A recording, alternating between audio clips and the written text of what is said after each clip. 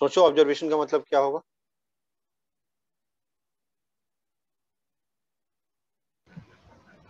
देखो, बोलिए, कुछ बोल रहे हो आप लोग, बताओ क्या होता है ऑब्जर्वेशन का मतलब।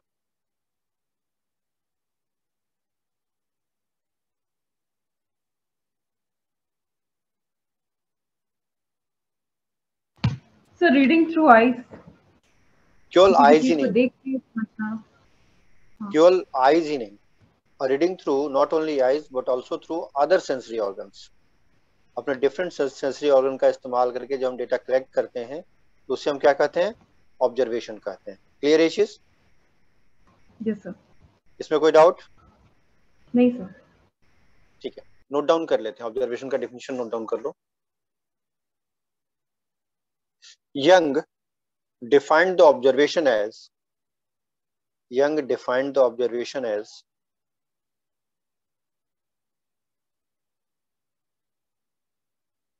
Young defined the observation as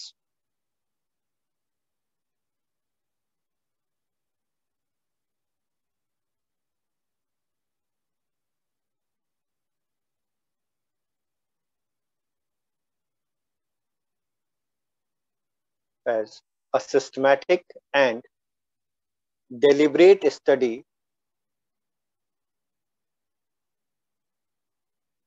as a systematic and deliberate study through the eyes of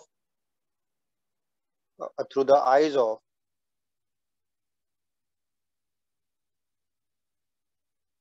a spontaneous occurrence, through the eyes of a spontaneous occurrence at the time, at the time they occur, at the time they occur.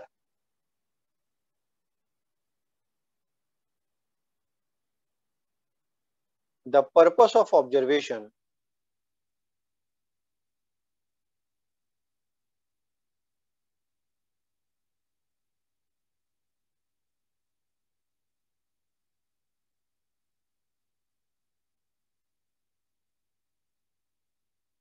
the purpose of observation is to perceive, the purpose of observation is to perceive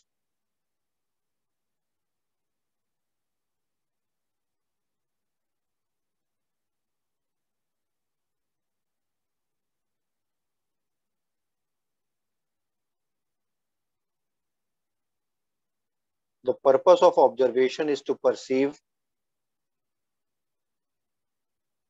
the nature and extent of, the nature and extent of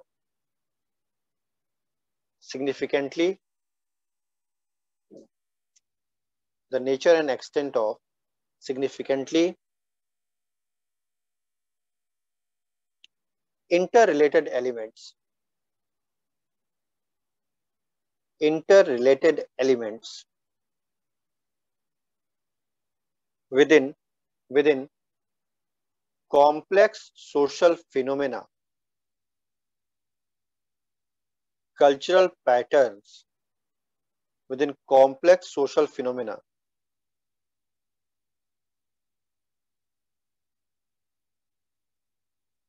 cultural patterns or human conduct,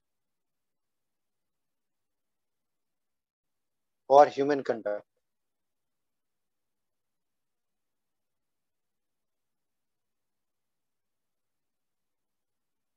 We can say that, we can say that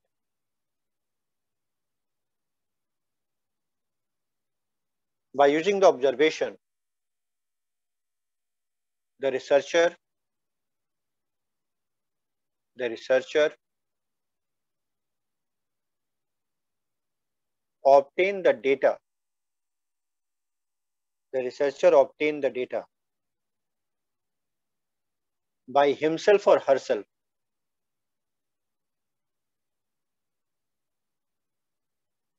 by himself or herself,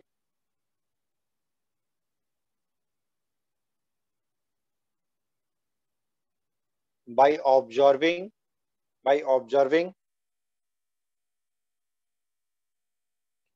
with his sense organs and recording, by observing with his sense organs and recording what is going around him, and recording what is going around him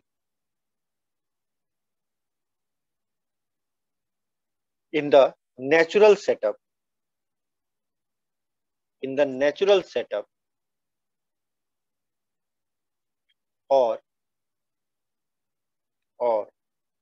in a controlled environment, or in a controlled environment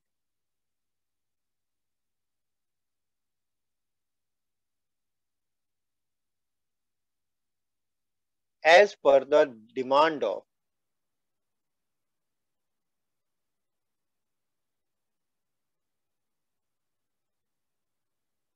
as per the demand of his research study. ठीक है, as per the demand of his research study. तो हम कह सकते हैं observation एक ऐसा process है जिसके द्वारा आप किसी दूसरे के ऊपर अपने डेटा के लिए डिपेंडेंट नहीं होते हो, आप अपना डेटा खुद से कलेक्ट करते हो। और वह कैसे कलेक्ट करते हो? By using our sensory organs. हम अपना डेटा खुद से कलेक्ट करते हैं और इसके लिए हम अपने सेंसरी ऑर्गन का इस्तेमाल करते हैं। और डेटा कलेक्शन नेचुरल सेटिंग में भी हो सकता है और कंट्रोल्ड इन्वायरमेंट में भी हो सकता है, as per the demand of the research. Research की जैसी जरूरत है उसके अकॉर्डिंग हम इसका इस्तेमाल नेचुरल सेटिंग में भी कर सकते हैं और कंट्रोल्ड इन्वायरमेंट में भी कर सकते हैं। ठीक है, ये चीज क्लियर है? ऑब्जर्वेशन कितने तरह के होते हैं? तो ऑब्जर्वेशन जो होते हैं वो बहुत सारे डिफरेंट टाइप के होते हैं। सबसे पहला है टाइप्स ऑफ ऑब्जर्वेशन। सबसे पहला ऑब्जर्वेशन होता है हमारा participant and non participant. Participant and non participant. आवाज जा रही है मेरी? Participant and non participant observation. ठीक है,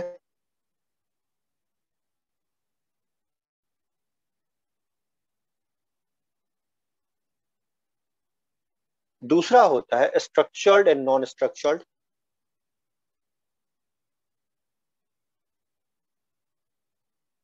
structured and non structured.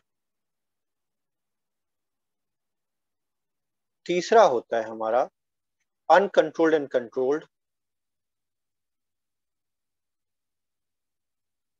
Uncontrolled and controlled observation. चौथा होता है इंडिविजुअल एंड ग्रुप ऑब्जर्वेशन।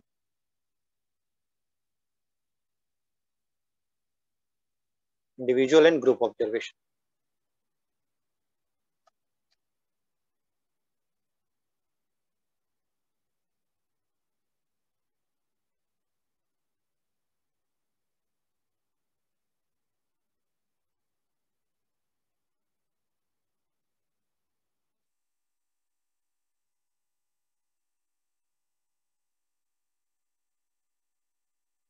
तो सबसे पहला है हमारे पास participant and non participant observer. ठीक है, participant and non participant observation and participant and non participant observer.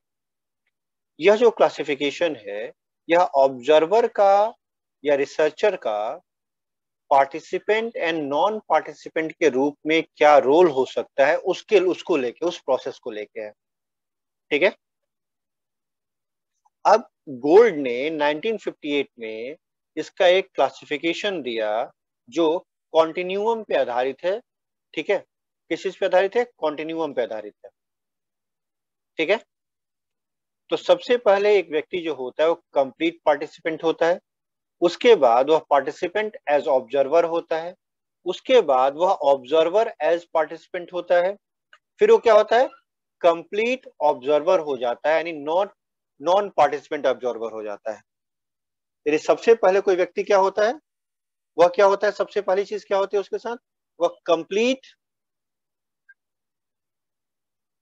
Participant होता है।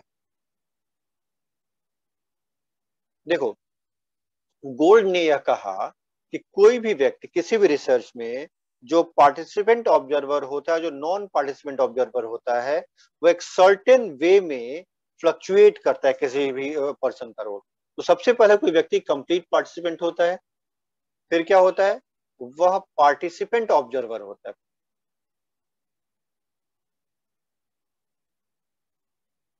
फिर वो क्या होता है, वह ऑब्जर्वर पार्टिसिपेंट होता है,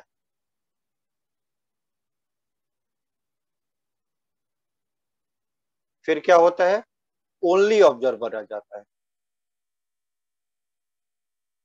तो एक पार्टिसिपेंट के ऑब्जर्वर के रूप में बदलने का जो पूरा लीनियर अरेंजमेंट है, यह किसने दिया, यह गोल्ड ने अरेंजमेंट दिया था 1958 में। ठीक है,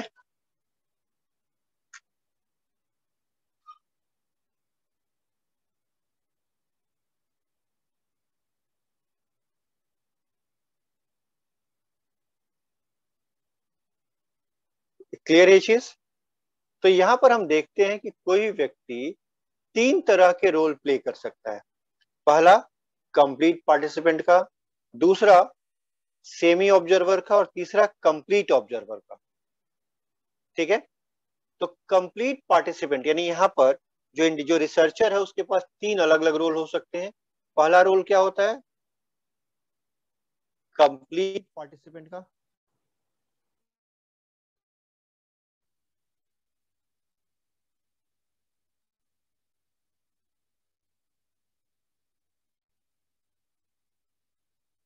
कंप्लीट पार्टिसिपेंट का दूसरा क्या होता है, आवाज आ रही है गाइस, आवाज जा यस रही है सर। मेरी? ठीक है, बीच यस में सर, बोल दिया आवाज आ करो। रही है। ठीक है, दूसरा होता है सेमी ऑब्जर्वर का,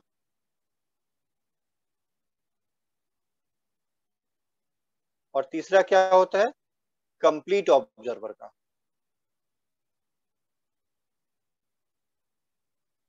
यह तीन रोल कोई भी जो रिसर्चर होता है तीन तरह के रोल प्ले कर सकता है। तो कंप्लीट पार्टिसिपेंट में क्या होता है, कंप्लीट पार्टिसिपेंट में जो रिसर्चर होता है वह अपनी आइडेंटिटी को ग्रुप के पार्टिसिपेंट के साथ मर्ज कर देता है, यानी उनमें ही शामिल हो जाता है।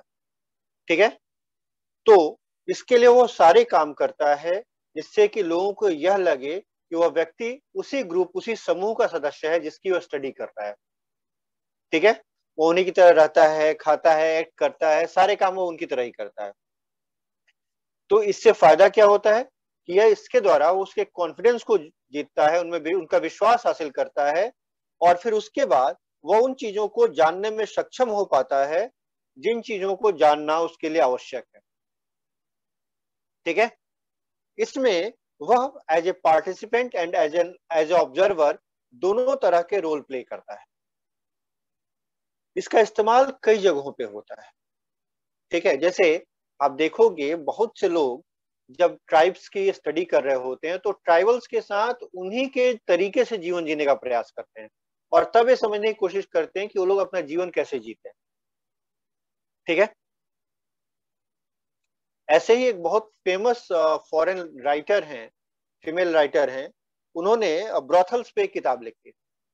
तो जब उन्हें ब्रॉथल्स पे किताब लिखनी हुई तो उन्होंने एक कंट्री के ब्रॉथल में जाकर कुछ दिन गुजारे, उन्हीं की तरह उन्होंने जीवन जीने की कोशिश की, और तब जाके उनके अनुभवों के आधार पर उन्होंने वो किताब लिखी थी। तो वहां भी वो कौन सा काम कर रही थी, पार्टिसिपेंट ऑब्जर्वेशन। तो और उनका रोल क्या हो गया, कंप्लीट पार्टिसिपेंट का। तो कंप्लीट पार्टिसिपेंट में क्या होता है, आप जिस ग्रुप की जिस चीज की स्टडी कर रहे हो आप उस ग्रुप में शामिल हो जाते हैं, जो कैरेक्टरिस्टिक उस ग्रुप के हैं उन्हीं कैरेक्टरिस्टिक को अपनाते हैं, उनका विश्वास जीतते हैं, और तब जाके आप अपना डेटा कलेक्ट करते हैं। तो यहाँ पे आप पार्टिसिपेंट भी रहते हैं, और पार्टिसिपेंट रहने के साथ साथ आप उस पूरे समूह को ऑब्जर्व भी करते हैं कि वो कौन सा काम कैसे कर रहा है, उसका बिहेवियर क्या है, किस तरह से काम कर रहा है, कब कौन सा एक्शन लेता है, इन सब चीजों की जानकारी आप लेते हैं। ठीक है, क्लियर है ये चीज? अब यहाँ पर एक सर दिक्कत आती है। एक बार ब्रीफ में समझाइए ना। ठीक है, देखो कंप्लीट पार्टिसिपेंट ऑब्जर्वेशन में क्या होता है, जैसे मान लो कि आपको किसी ग्रुप की स्टडी करनी, ठीक है, अब आप क्या करोगे कि आप उस ग्रुप में शामिल हो जाओगे। तो उस ग्रुप में शामिल आप हो तो जाओगे, लेकिन वो ग्रुप आपको एक्सेप्ट कब करेगा, क्वेश्चन यहाँ पे आता है। वो ग्रुप आपको एक्सेप्ट कब करेगा ये बताइए। फिल्में देखते हो? Yes sir. एक फिल्म आई थी धूम, देखी है? यस सर, देखिए। धूम में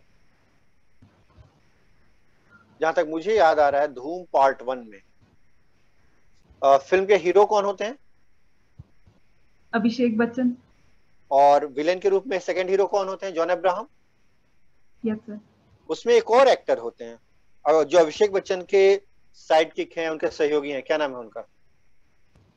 सर याद नहीं है, नाम बहुत याद फेमस नहीं है। एक्टर है, हाँ है अभय ना? तो देओल। क्या नाम है? शायद अभय अभय देओल। नहीं, अभय देओल नहीं होते हैं उसमें। उसमें शायद उदय चोपड़ा या हाँ हाँ, ऐसे उदय ही कुछ चोपड़ा। नाम होता है, ठीक है, या कोई कपूर होता है। नहीं, तुषार कपूर नहीं होता, शायद उदय चोपड़ा ही होता है उसमें। मुझे एक नाम मुझे भी याद नहीं आ रहा, बट हाँ। तो यह जो होता है एक बाइक का मिस्त्री होता है, बाइक ठीक करने वाला होता है, बाइक की सेल करता है, इलीगल बाइक रेस में पार्टिसिपेट करता है। उसको जो है अभिषेक बच्चन अपने साथ जोड़ते हैं फिल्म की कहानी में।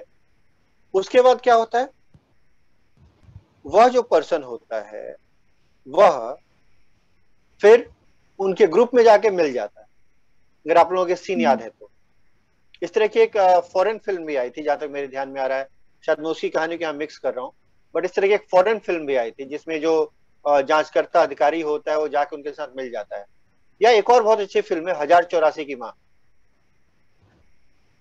बहुत बहुत फेमस फिल्म है 1084 की माँ। उस फिल्म में अभय देओल है। वह क्या करते हैं कि वो नक्सल कहानी पे बनी हुई फिल्म है, तो उन नक्सलाइट के साथ जाके रहना शुरू करते हैं और धीरे धीरे धीरे उन्हीं में घुल मिल जाते हैं, उनका अध्ययन करने जाते हैं। इन सब में क्या होता है, इन सब के सब किसके एग्जाम्पल है? कंप्लीट पार्टिसिपेंट के। लोग वहां शामिल हो रहे हैं उनके बारे में जानकारी निकालने के लिए, और उन्हीं की तरह एक्ट कर रहे हैं, उन्हीं की तरह बिहेव कर रहे हैं। तो जब आप किसी ग्रुप के बारे में जानने के लिए उसी ग्रुप में शामिल हो जाते हैं, उन्हीं की तरह बिहेव करते हैं, तो उस पार्टिसिपेशन को हम क्या कहते हैं? कंप्लीट पार्टिसिपेशन कर। क्लियर है चीज? लेकिन इसमें चीजें कई बार बहुत डिफिकल्ट हो सकती हैं, क्योंकि या फिर धूम पार्ट 2 में, धूम पार्ट 2 में ऐश्वर्या राय है, और कौन है आपको? ऋतिक रोशन है। तो ऐश्वर्या राय को ऋतिक रोशन के साथ जोड़ा जाता है यह जानने के लिए वो अगला एक्शन क्या लेने वाला है, लेकिन वो उसके साथ ही बन जाती है। तो कंप्लीट पार्टिसिपेंट में एक प्रॉब्लम कई बार यह होती है कि जो व्यक्ति पार्टिसिपेशन कर रहा है वह कई बार उस ग्रुप के आइडियोलॉजी और उस ग्रुप के विचारों से प्रभावित हो सकता है, और इस कंडीशन में जो आपका डेटा होगा वह बायस्ड हो सकता है। ठीक है? तो इसमें दो चीजें होती हैं कि या तो वह कंप्लीटली उनमें मर्ज हो जाए, उन्हीं के विचारों को आत्मसात कर ले, उस कंडीशन में भी उसका डेटा बायस्ड हो जाएगा। या ये हो सकता है कि उसके ऊपर लोगों को शक हो जाए, उसे ग्रुप से बाहर कर दिया जाए, तब भी जो रिसर्च है वो पूरा नहीं हो पाएगा। ठीक है? दूसरा होता है आपको non participant observation. Complete non participant observation, इसमें क्या होता है? इसमें जो ऑब्जर्वर होता है वह एज ए पार्टिसिपेंट नहीं होता है। जो ऑब्जर्वर होता है वो क्या होता है? एज ए पार्टिसिपेंट नहीं होता है। ठीक है? वह केवल वहां ऑब्जर्वेशन के लिए जाता है, और जो कुछ भी दिख रहा है उसको ऑब्जर्व करता है, नोट डाउन करता है, वह एक्टिविटी, बिहेवियर, इन सब चीजों को नोट डाउन करता है, और फिर उसके आधार पर अपनी स्टडी पूरी करता है। ठीक है? या वह कोवॉल्टली कर सकता है, यानी छुप के भी कर सकता है, और वॉल्टली यानी सामने आके भी कर सकता है। वह सिचुएशन की डिमांड कैसी है इसके ऊपर सब कुछ डिपेंड करता है। ठीक है?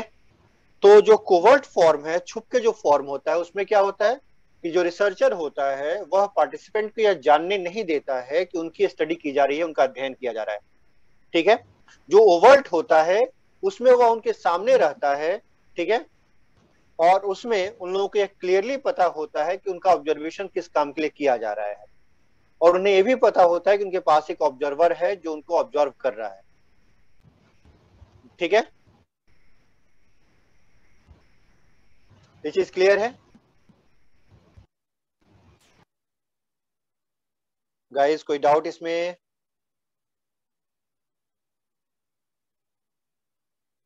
क्या आवाज नहीं जा रही क्या मेरी? नो सर, कोई डाउट नहीं। सर फिर कंप्लीट और सेमी ऑब्जर्वेशन में डिफरेंस क्या होगा? अभी आ ऑब्जर्वेशन रहे दोनों हैं, में अभी भी आ रहे हैं, अभी आ रहे हैं, दोनों उस पे भी आ रहे हैं। तो सबसे पहला था हमारा कंप्लीट पार्टिसिपेंट ऑब्जर्वेशन, उसमें आप एज ए पार्टिसिपेंट बन के ऑब्जर्व कर रहे हो। दूसरा था हमारा कंप्लीट ऑब्जर्वर ऑब्जर्वेशन, जिसमें आप बिल्कुल पार्टिसिपेंट नहीं हो। और जो कंप्लीट ऑब्जर्वर होता है वो दो तरह का हो जाता है, एक हो जाता है हमारा कोवर्ट और दूसरा हो जाता है ओवर्ट। कोवर्ट मतलब छुप के, ओवर्ट मतलब खुल के। क्लियर है चीज? ये चीज क्लियर है? Covert and overt. कोवर्ट में क्या होता है, छुप के आप किसी को ऑब्जर्व कर रहे हैं, और ओवर्ट में क्या होता है, आप खुल के किसी को ऑब्जर्व कर रहे हैं। ठीक है। तीसरा होता है semi participant observation. Sir complete observer में वो नॉन पार्टिसिपेंट होगा। बिल्कुल, वह पार्टिसिपेंट नहीं होगा उसमें, वह केवल और केवल ऑब्जर्वर होगा। ठीक है। और वह दो तरीके से ऑब्जर्व कर सकते हैं, या तो बता के ऑब्जर्व कर सकते हैं या फिर छुप के ऑब्जर्व कर सकता है। ठीक है, न बिना बताए भी ऑब्जर्व कर सकता है और बता के भी ऑब्जर्व कर सकता है, यह चीज होती है। जो सेमी पार्टिसिपेंट ऑब्जर्वर्स होते हैं वह इन दोनों के बीच में आते हैं। ठीक है, वह न तो कंप्लीट पार्टिसिपेंट होते हैं और न ही कंप्लीट ऑब्जर्वर होते हैं। ठीक है,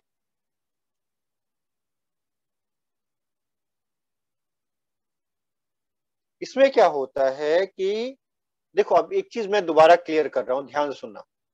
कंप्लीट पार्टिसिपेंट में क्या होता है कि जो ऑब्जर्वर होता है वो पार्टिसिपेंट बन जाता है, उन्हीं की तरह रहता है, उन्हीं की तरह बिहेव करता है, और उनको यह पता नहीं लगने देता है कि वह उनकी स्टडी कर रहा है, क्योंकि अगर उनको पता लगेगा तो उसको ग्रुप से बाहर कर दिया जाएगा। ठीक है, क्लियर ये चीज? वो अपने इंटेंशंस नहीं खुलने देता, क्योंकि इंटेंशन पता लगते ही उसे ग्रुप से बाहर कर दिया जाएगा। जो कंप्लीट ऑब्जर्वर है, या फिर अगेन दो तरह का हो जाता है, एक छुप के दूर से स्टडी करता है ताकि किसी को दिखे नहीं कि वह उसकी स्टडी कर रहा है। दूसरा ओवर्ट होता है। ओवर्ट में क्या होता है, उनके ग्रुप में घुस के स्टडी, उनके ग्रुप के सामने खड़ा होकर स्टडी करता है, उन्हें बता के स्टडी करता है कि हाँ भाई मैं आपकी स्टडी कर रहा हूँ। ठीक है, एक इसका बहुत अच्छा एग्जाम्पल सुन लो, बहुत मजेदार एग्जाम्पल है। आप लोगों को पता है हर एक स्टेट में क्रिकेट की टीम का सिलेक्शन होता है, स्टेट क्रिकेट टीम का, पता है? आईपीएल की टीम का भी सिलेक्शन होता है, ये भी आपको पता है? तो आईपीएल में दो तरह से प्लेयर का सिलेक्शन होता है। ठीक है, एक सिलेक्शन जो होता है वह आईपीएल की लॉटरी के थ्रू होता है ना, जहां आईपीएल में लॉटरी लगती है, आईपीएल में उसकी बोली लगती है प्लेयर्स की, आप सबको पता है ना कि प्लेयर्स की बोली लगाई जाती है आईपीएल में। Yes sir. तो किस प्लेयर को किस टीम को खरीदना है उन्हें कैसे पता है?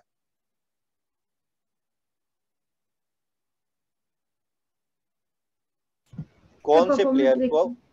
तो उसका परफॉर्मेंस को कैसे देखते हैं? केवल पेपर पर तो देखते नहीं है, वो तो फील्ड में जाके देखते हैं। Yes sir.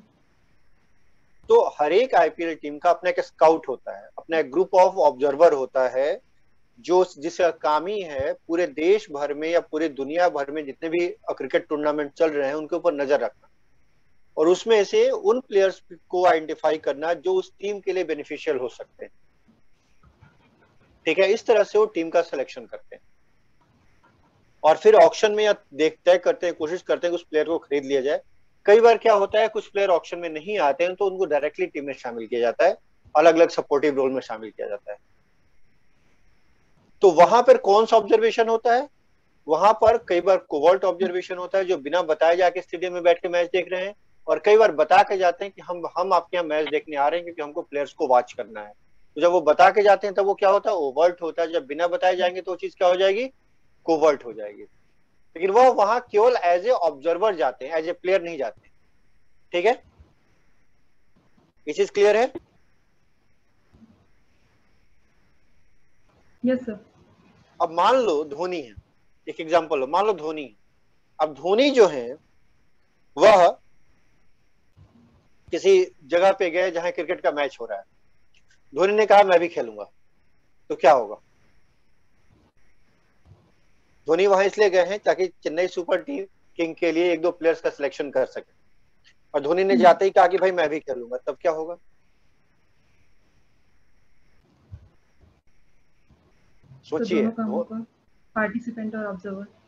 अब अगर धोनी जाके बोलते हैं कि भाई धोनी को क्या करना है, चेन्नई सुपर किंग के लिए टीम का सिलेक्शन, उनके लिए प्लेयर का सिलेक्ट करना है, इसके लिए वो किसी जगह पे गया जहां क्रिकेट का मैच चल रहा है।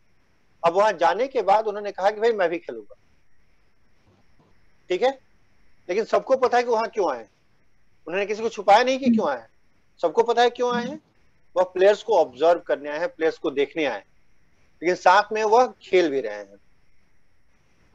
अब सभी प्लेयर्स को पता भी है कि यह पार्टिसिपेंट नहीं है, लेकिन वह एज ए पार्टिसिपेंट भी बिहेव कर रहे हैं। तो किसका एग्जांपल हो गया, किसका एग्जांपल हो गया? सेमी ऑब्जर्वेशन का, सेमी ऑब्जर्वेशन का, सेमी ऑब्जर्वर का एग्जांपल हो गया, सेमी ऑब्जर्वेशन प्रोसेस का एग्जांपल हो गया। सेमी ऑब्जर्वेशन में क्या होता है कि जो ऑब्जर्वर होता है, जो रिसर्चर होता है, वह एज अ पार्टिसिपेंट बिहेव करता है। कैसे बिहेव करता है? एज अ पार्टिसिपेंट बिहेव करता है, ठीक है। और इसके बाद से वो क्या करता है, उसके बाद से वो क्या करता है, एज ए पार्टिसिपेंट बिहेव भी करेगा, और क्या करेगा, साथ ऑब्जर्व भी ही जो, करेगा। बिल्कुल, साथ ही पार्टिसिपेंट को यह पता भी होगा कि अब पर्सन जो है उन्हें ऑब्जर्व कर रहा है। क्लियर है चीज, वो वहां क्यों है, उनको ऑब्जर्व करने के लिए, उसका मेन काम क्या है, ऑब्जर्व करना है। वह एज ए पार्टिसिपेंट भी है, बट वो अपनी मेन ड्यूटी, उसका मेन काम क्या है, ऑब्जर्वेशन का है। तो पार्टिसिपेंट को पता भी रहेगा कि ऑब्जर्व कर रहा है, तब उसे हम क्या कहेंगे, सेमी ऑब्जर्वर। तो आप पार्टिसिपेंट का रोल भी करेगा, ऑब्जर्वर का रोल भी करेगा, सबको पता होगा, तभी सेमी ऑब्जर्वर होगा। अगर वो पार्टिसिपेंट का रोल भी कर रहा है, ऑब्जर्वर का रोल भी कर रहा है, लेकिन पार्टिसिपेंट को नहीं पता है, तब वो क्या होगा, कंप्लीट पार्टिसिपेंट होगा। क्लियर है? अगर वह केवल ऑब्जर्वेशन में काम कर रहा है, तब क्या होगा, कंप्लीट ऑब्जर्वर होगा। क्लियर है इन तीनों का डिफरेंस? Yes sir. ठीक है। उसके बाद हम आते हैं structured and non structured observation पे। अगला ऑब्जर्वेशन हमारे लिए क्या है, structured and non structured observation. तो अगर जो ऑब्जर्वेशन एक स्ट्रक्चर्ड हो, सिस्टमैटिक वे में हो, तो उसे हम क्या कहेंगे, स्ट्रक्चर्ड ऑब्जर्वेशन कहेंगे, ठीक है। और अगर ऑब्जर्वेशन जो है वह किसी स्पेसिफिक रूल्स को, सेट ऑफ प्रिंसिपल्स को फॉलो नहीं करता है, तब उसे हम क्या कहते हैं, नॉन स्ट्रक्चर्ड या नेचुरलिस्टिक ऑब्जर्वेशन कहते हैं, ठीक है। ये चीज क्लियर है? क्या कहते हैं उसे, नॉन स्ट्रक्चर्ड या नेचुरलिस्टिक ऑब्जर्वेशन कहते हैं। कब कहते हैं, जबकि आपका ऑब्जर्वेशन जो है किसी सर्टेन रूल्स को, रेगुलेशन को फॉलो नहीं कर रहा होता है, ठीक है। इसका मतलब ये है कि जो नॉन स्ट्रक्चर्ड ऑब्जर्वेशन है, उसमें ऑब्जर्वेशन स्ट्रक्चर्ड नहीं होगा, वह किसी प्री फिक्स या प्री डिटरमाइंड सेटअप या फ्रेम को फॉलो नहीं करेगा, ठीक है। उसमें कोई भी रूल्स रिजिडली अप्लाई नहीं होंगे, ठीक है। वह जो है नेचुरल वे में, नेचुरल कंडीशन में चीजों को ऑब्जर्व करने का, रिकॉर्ड करने का काम करेगा। क्लियर है चीज? तो जो चीज जैसे है एग्जैक्टली वैसे ही ऑब्जर्व करोगे तो वो क्या होगा, नेचुरलिस्टिक और अनस्ट्रक्चर्ड। और अगर जो चीज जैसे है उसमें आप एक सर्टेन रूल्स रेगुलेशन को फॉलो करते हुए करोगे, तो वो हमारे लिए क्या होगा, स्ट्रक्चर्ड हो जाएगा, ठीक है। दिस इज क्लियर है?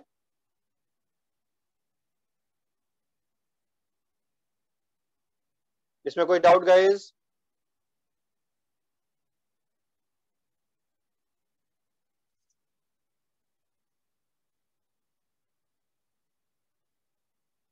नहीं सर, कोई डाउट नहीं। ठीक है। स्ट्रक्चर्ड ऑब्जर्वेशन के लिए कोहेन और बाकी लोगों ने मिलकर एक चेकलिस्ट टाइप का स्ट्रक्चर तैयार किया था, और फिर उसी के आधार पे स्ट्रक्चर्ड ऑब्जर्वेशन किया जाता है। नॉर्मली एक सर्टेन पैटर्न होता है, टेबल होता है, उस टेबल के आधार पे किया जाता है, ठीक है। उसके बाद जो अगली चीज हमारे पास आती है स्ट्रक्चर्ड नॉन स्ट्रक्चर के बाद, वो है अनकंट्रोल्ड एंड कंट्रोल्ड ऑब्जर्वेशन। तो ऑब्जर्वेशन जो होता है वह कंट्रोल्ड या अनकंट्रोल्ड भी हो सकता है, ठीक है। तो अगर जो ऑब्जर्वर है वह पार्टिसिपेंट को कंट्रोल करने की कोशिश करता है, कंट्रोल्ड वे में चीजों को करता है, वह वेरिएबल्स एंड फैक्टर्स को कंट्रोल करता है, तो उसे हम कंट्रोल्ड ऑब्जर्वेशन कहते हैं, ठीक है। जबकि अगर वह नेचुरलिस्टिक वे में चीजों को रहने देता है और वहीं से ऑब्जर्वेशन करता है, तो उसे हम अनकंट्रोल्ड ऑब्जर्वेशन कहते हैं, ठीक है। नॉर्मली जो कंट्रोल्ड ऑब्जर्वेशन होते हैं वो ज्यादा सिस्टमैटिक होते हैं, ठीक है, प्लान्ड होते हैं, रिजिड होते हैं, मेथोडोलॉजिकल होते हैं और स्ट्रक्चर्ड होते हैं, तो हमारे लिए कई बार ज्यादा बेनिफिशियल होते हैं, ठीक है। तो ज्यादातर जो होते हैं एक्सपेरिमेंटल एंड क्वांटिटेटिव स्टडीज में हम कंट्रोल्ड ऑब्जर्वेशन का इस्तेमाल करते हैं। क्लियर है चीज? श्योर है? जितने भी हमारे एक्सपेरिमेंटल और क्वांटिटेटिव स्टडीज होती हैं उसमें सामान्य तौर पर किसका इस्तेमाल होता है? कंट्रोल्ड ऑब्जर्वेशन का इस्तेमाल होता है, ठीक है। और वहीं जो क्वालिटेटिव स्टडीज होती हैं उसमें किसका इस्तेमाल होता है? अनकंट्रोल्ड ऑब्जर्वेशन का इस्तेमाल होता है, ध्यान रखिएगा, ठीक है। नॉन एक्सपेरिमेंटल में किसका इस्तेमाल होगा? सर एक बार कंट्रोल्ड कंट्रोल्ड सर बता दीजिए।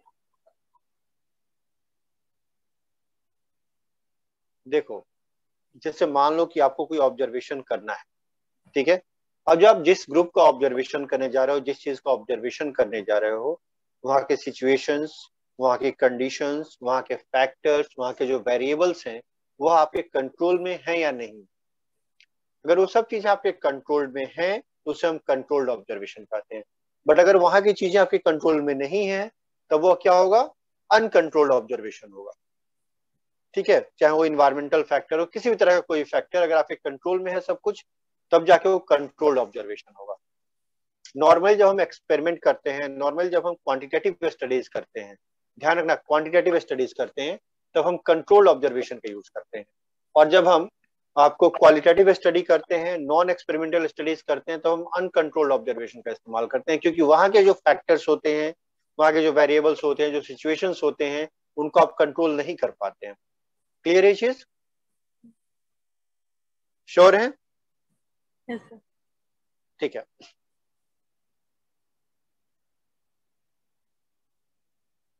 सो जब हम सिचुएशंस को, कंडीशंस को, फैक्टर्स को, वेरिएबल्स को कंट्रोल कर सकते हैं तब जाके कंट्रोल्ड ऑब्जर्वेशन, नहीं कर सकते तो अनकंट्रोल्ड ऑब्जर्वेशन। जब एक्सपेरिमेंट करेंगे, जब भी हम आपको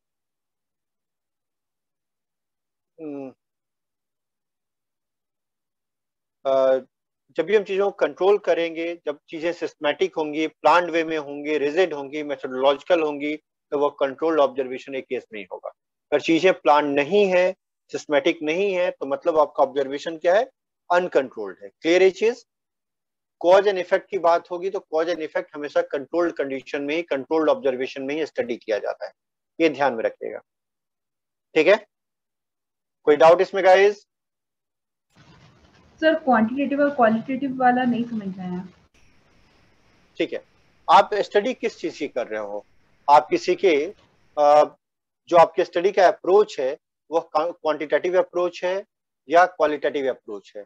यानी जो आपका रिजल्ट मिल रहा है क्वांटिटेटिव टर्म्स में मिल रहा है या क्वालिटेटिव टर्म्स में मिल रहा है? जब आप एटीट्यूड की स्टडी करते हो तो वो क्वालिटेटिव हो जाता है, बिहेवियर की स्टडी करते हो क्वालिटेटिव हो जाता है। क्लियर है? और वही सर अगर आप कंट्रोल और अनकंट्रोल में कैसे उसको रिलेट किया वो नहीं समझ में बताता हूँ। नॉर्मली जब हम नंबर्स की बात करते हैं, जब हम वैल्यूज की बात, न्यूमेरिकल वैल्यूज की बात करते हैं, तो वहां पर सिचुएशंस को कंट्रोल करना जरूरी होता है, तभी जाके हमें सही न्यूमेरिकल वैल्यूज मिल पाती हैं, ठीक है। वही जब हम केवल यह जानना चाहते हैं कि सर्टेन कंडीशन में उसका रिएक्शन क्या होगा, yes no, good bad average, इस तरह की चीजों को जानना चाहते हैं, तो वहां पे चीजों को हमें कंट्रोल करने की नहीं, उसे उसके नेचुरलिस्टिक कंडीशन में जानने की जरूरत होती है, यह चीज होती है। तो जब भी हम बात किसी भी तरह की क्वालिटी की करेंगे, क्वालिटेटिव स्टडी, क्वांटिटी और क्वालिटेटिव और क्वांटिटेटिव स्टडी का डिफरेंस पता है कि कौन सी स्टडी जो होगी क्वांटिटेटिव होगी और कौन सी क्वालिटेटिव होगी? Yes sir. तो जब भी हम क्वांटिटेटिव स्टडी करेंगे तो क्वांटिटेटिव स्टडी में रिजल्ट हमें तभी मिलेगा जब हमारा जो सिचुएशन है जो फैक्टर्स हैं उनको हम मैनिपुलेट कर सकते हैं, उनको हम कंट्रोल कर सकते हैं। अगर हम फैक्टर्स को मैनिपुलेट या कंट्रोल नहीं कर सकते, वैसे कंडीशन में न्यूमेरिकल वैल्यूज हमें नहीं मिल पाती। नंबर्स उस वैसे कंडीशन में जो रिजल्ट्स हैं उनको हम नंबर्स के फॉर्म में रिप्रेजेंट नहीं कर सकते, तो वहां फिर हमें उसको वर्ड्स के फॉर्म में अपने रिजल्ट्स को रिप्रेजेंट करना होता है, तब वो क्वालिटेटिव हो जाता है। तो जहां भी हम फैक्टर्स को, सिचुएशंस को कंट्रोल नहीं कर पाते हैं, वहां पर हमारे पास नंबर्स नहीं आते हैं, वहां पे चीजों को रिप्रेजेंट करने के लिए हमारे पास नंबर्स नहीं होते हैं। एक बहुत बड़ी चीज होती है, इसलिए वहां पे जो स्टडी होती है वो क्वालिटेटिव हो जाती है। ठीक है, यस सर, क्लियर है सर। ठीक है। अगला है इंडिविजुअल एंड ग्रुप ऑब्जर्वेशन। तो इंडिविजुअल एंड ग्रुप ऑब्जर्वेशन में क्या होता है बताइए।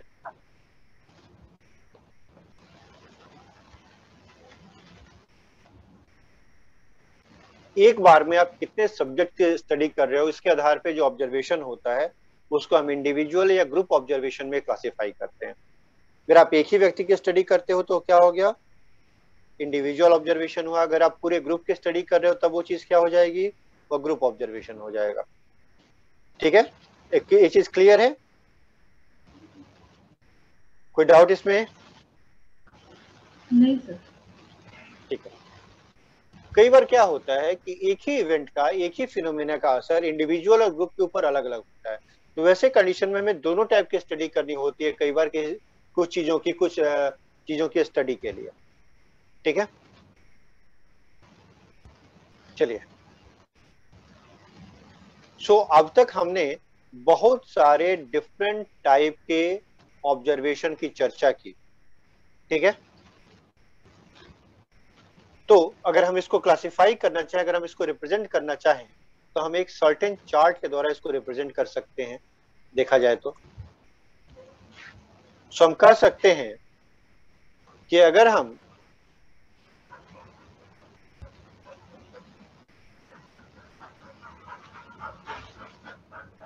नेचर ऑफ पार्टिसिपेंट्स की बात करें, तो नेचर ऑफ पार्टिसिपेंट्स के आधार पर,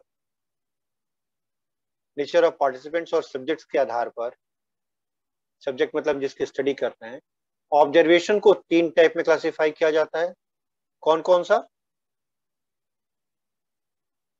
कंप्लीट पार्टिसिपेंट,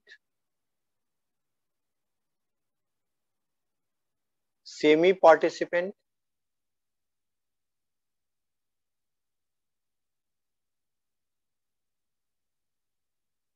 और सेमी ऑब्जर्वर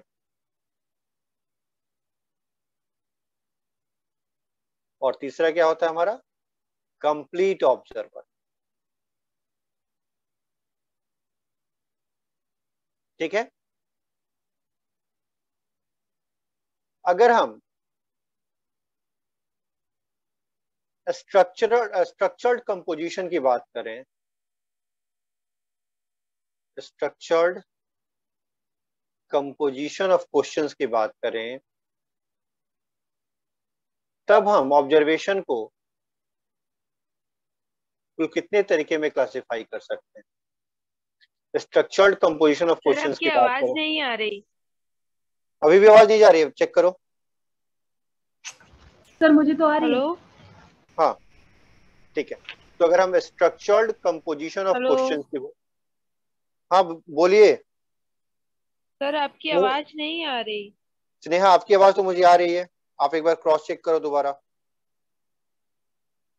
स्नेहा, बाकी लोगों को आवाज आ रही है गाइस? यस सर आ रही है। ठीक है, स्नेहा एक बार अपना नेटवर्क चेक कीजिए। स्नेहा अपना नेटवर्क एक बार चेक कीजिए। सो अगर हम, एक मिनट गाइस, मैसेज आया है।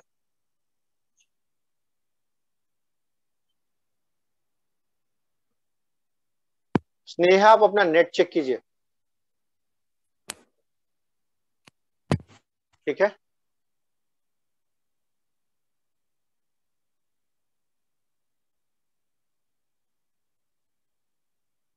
सिक्योर नेटवर्क, ठीक है। सो दूसरी चीज होती है, अगर हम क्वेश्चन के स्ट्रक्चर्ड कंपोजिशन की बात करें तो उसके आधार पर हम नॉर्मली इसको दो कैटेगरी में क्लासिफाई करते हैं। पहली कैटेगरी क्या होती है हमारे पास? पहली कैटेगरी हमारे पास क्या होती है? वो होती है नॉन स्ट्रक्चर्ड। पहली कैटेगरी क्या हो जाएगी? नॉन स्ट्रक्चर्ड हो जाएगी। दूसरी क्या हो जाएगी? स्ट्रक्चर्ड हो जाएगी।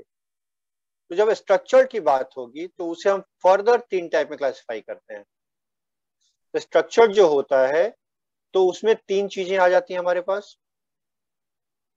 पहला होता है ऑब्जर्वेशन शेड्यूल, ऑब्जर्वेशन शेड्यूल्स। दूसरा होता है चेकलिस्ट, और तीसरा होता है रेटिंग स्केल्स। तीसरा क्या होता है? रेटिंग स्केल का यूज होता है, ठीक है। तीसरा जो क्लासिफिकेशन हमारे पास आता है, ये दोनों क्लियर है गाइस? जो तीसरा क्लासिफिकेशन हमारे पास आता है वो आता है nature of controlled observed, nature of control observed during study.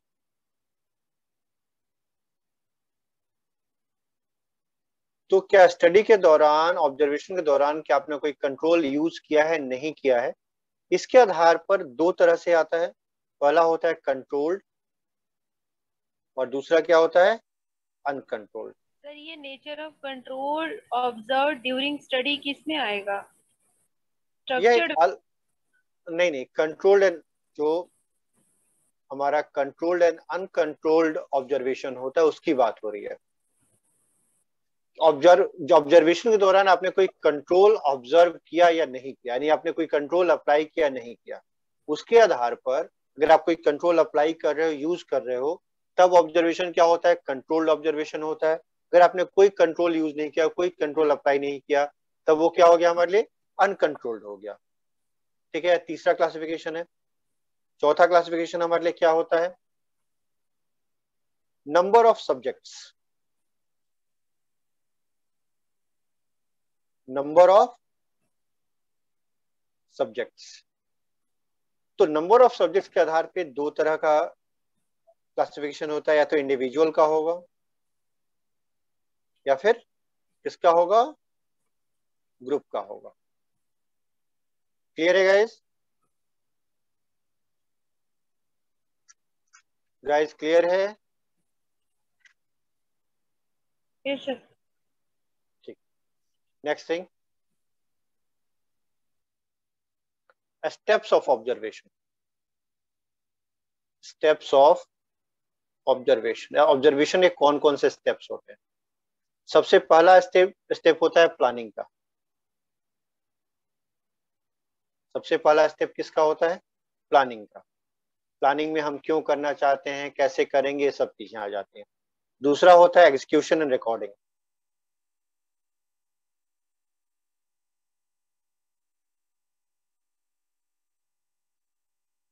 और तीसरा स्टेप क्या होता है? इंटरप्रिटेशन।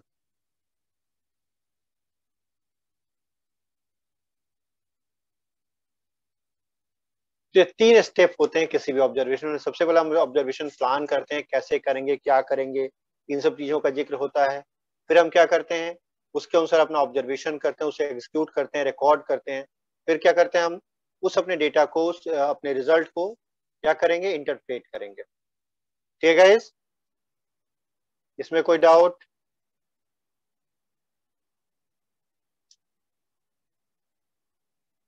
गाइस इसमें कोई डाउट